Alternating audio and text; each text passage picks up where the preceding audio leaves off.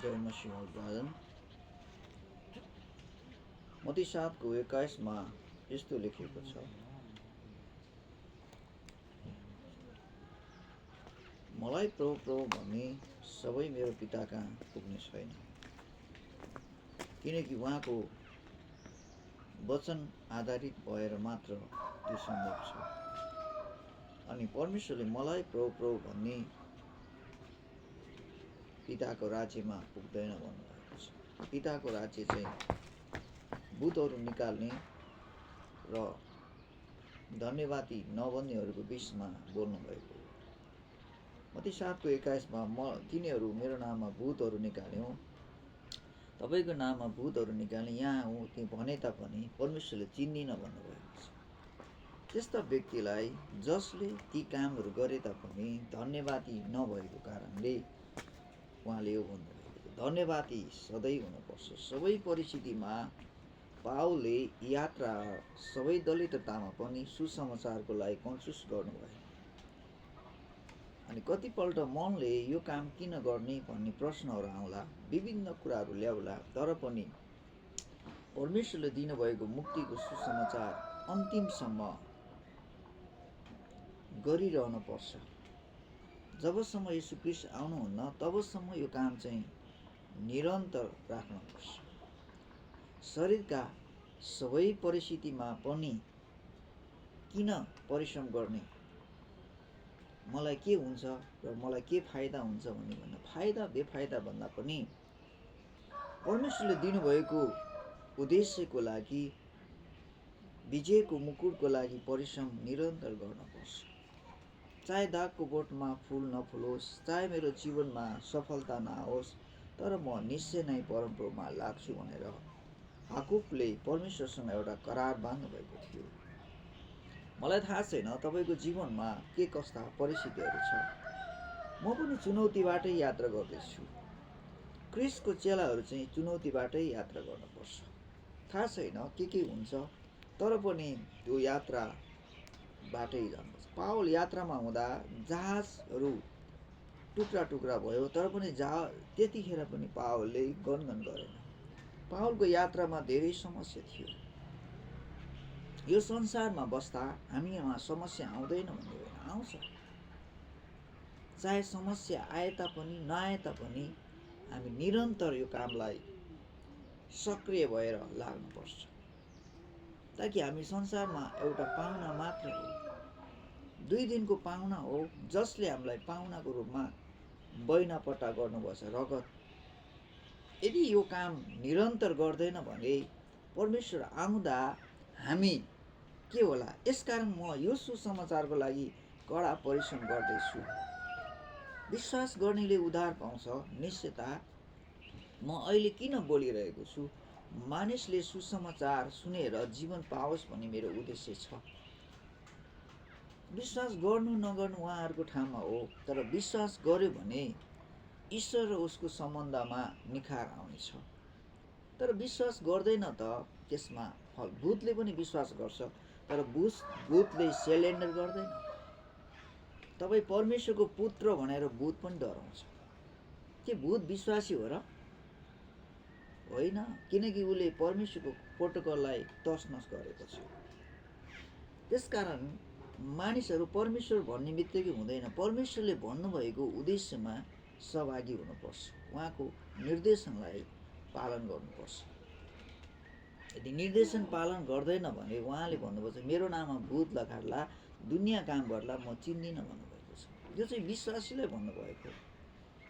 भूत लगाड्ने काम चाहिँ पहिलो नम्बर विश्वासी आफै गर्छ। बिच्छीहरूलाई कुचिनेछु र सर्पहरू कुचिनेछु, तिमीले मैले यो अधिकार तिमीलाई दिएको छु। मर्कुसको पुस्तकमा परमेश्वरले यो कुराहरू भन्नुभएको छ। तर अधिकार पाएर पनि सदुपयोग गर्न सकेन भने निरन्तर यो कुरा अघि बढ्दै जानुपर्छ। याकुबको पत्रमा पनि भनेको छ 4:17 यदि भलाइ गर्न जानेर भलाइ गर्दैन भने त्यो पाप हो। कति गाह्रो छ यहाँ। वचन सुन्न सजिलो छ, तर वचन पालन गर्न चाहिँ गाह्रो भएको छ। यीशु ख्रीष्टले दिनुभएको वचनहरूलाई चेलाहरूलाई मात्र पछि। अरू धेरै भिडहरूले यो वचन त एकदम राम्रो हो, तर यो वचन हामी सुन्नै सक्दैनौँ, पालन गर्नै सक्दैनौँ भनेर धेरै भिडहरू चाहिँ प्रभुलाई छोडेर गए। उनीहरू आफ्ना आफ्ना विधि विधान बनाउन लागे। मानिसको विधानद्वारा परमेश्वरलाई खुसी पार्न कुनै कुरा असम्भव छ। त्यसकारण पवित्र आत्माको फाउन्डेसनमा अनि उहाँले आत्मा चाहिँ राखिदिनु भएको छ।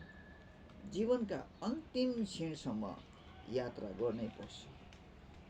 पावलले अन्तिम क्षणसम्म यात्रा दुःख सुखमा पनि निरन्तर त्यो काम गर्नुभयो। पावल त्यति पढेको विद्वान मानिस थियो, तर पावलले ती सबै कुरा मेरो लागि व्यर्थ भयो, मेरो लागि चाहिँ क्रिस मात्रै सफलता भयो भने मैले पढेको केही काम लागेन, तर मेरो जर्नलको पद पनि केही काम लागेन भनेर पावलले सबै कुरा व्यर्थ, तर सबैभन्दा ठुलो चाहिँ परमेश्वरै सफलता हो भनेर पावलले यो कुरा घोषणा गरेको छ।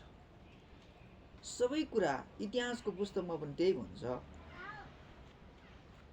सुलेमानको पुस्तकमा पनि सुलेमान राजाले सबै कुरा व्यर्थ, सबै कुरा चाख्यो, अनि सुलेमान राजाले सबै कुरा व्यर्थ भनेको छ। परमेश्वर नै सबै कुरा सृष्टिकर्ता हो भनेर भन्नुभएको छ। परमेश्वरले यूहन्ना 3:17 यस्तो पनि भन्नुभएको छ, परमेश्वर संसारलाई दोषी ठहराउन होइन, संसार उहाँद्वारा बाँचोस् भन्ने उद्देश्यले आउनुभयो। अब तपाईँ चाहिँ के चाहनुहुन्छ? तपाईँ बाँचेको चाहनुहुन्छ या मरेको चाहनुहुन्छ? तपाईँ आत्मालाई मार्न चाहनुहुन्छ र आत्मा जीवित राख्नुहुन्छ भने तपाईँले मानिसको कुरा होइन, परमेश्वरको कुरा सुन्नुपर्छ। परमेश्वरको वचनलाई सुन्नुपर्छ।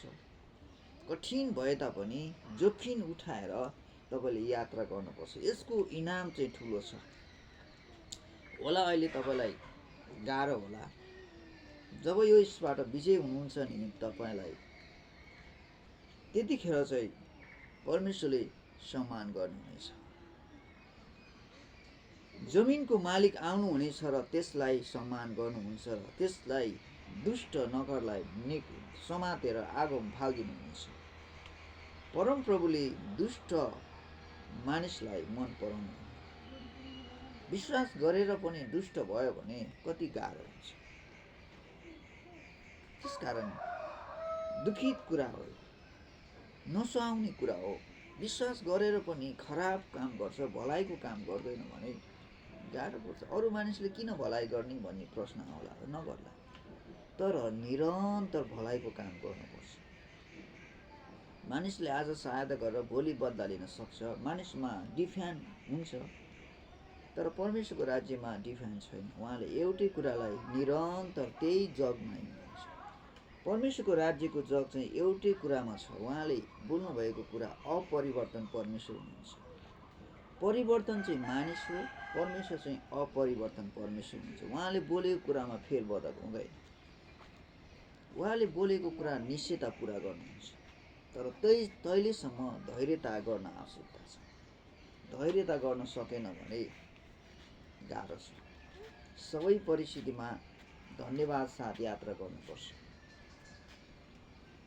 वचन सुन्न सजिलो छ, वचन पालन गर्न चाहिँ गाह्रो पनि हुन्छ। गाह्रो भए तापनि धन्यवादी भएर पवित्र आत्मालाई गुहार्नुहोस्, प्रभु म यो काम गर्दैछु, अनुग्रह गर्नुहोस् भनेर उहाँसँग सहायता मागेर शक्ति मागेर मात्र सक्छौँ। हाम्रो शक्ति र हाम्रो ज्ञान बुद्धिले यो असम्भव छ, तर परमेश्वरको वचनद्वारा मात्र सम्भव छ। जय मसीह। अभिवादन। अर्को भिडियो आएकोमा हेर्नुहोस् र सब्सक्राइब गर्नुहोला।